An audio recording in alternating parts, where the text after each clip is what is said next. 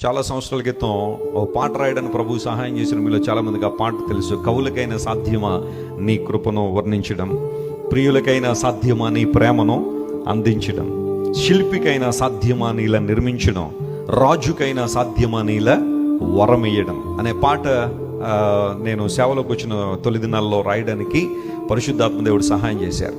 అందులో సెకండ్ స్టేంజ్ ఎలా ఉంటుందంటే, రెండవ చరణం, క్షణికమైన అనురాగాలు, ఆవిరి వంటి ఆప్యాయతలు, అవసరాల అభిమానాలు, నిలిచిపోయే అనుబంధాలు. ప్రపంచాన్ని ఈరోజు నిర్వచించాలంటే ఆ 4 మాటల్లో నిర్వచించ క్షణికమైన అనురాగాలు, అవసరాల అభిమానాలు. ఒక వ్యక్తితో అవసరం ఉంటే ఎంతవరకైనా కాళ్ళు పట్టేసుకోవడానికైనా రెడీ అయిపోతున్న ఈ సమాజం, అవసరం తీరిపోయిన తర్వాత జుట్టు పట్టుకొని రోడ్డు మీదకి ఇచ్చే మనుషులు బహుశా చాలామంది ఉన్నారేమో.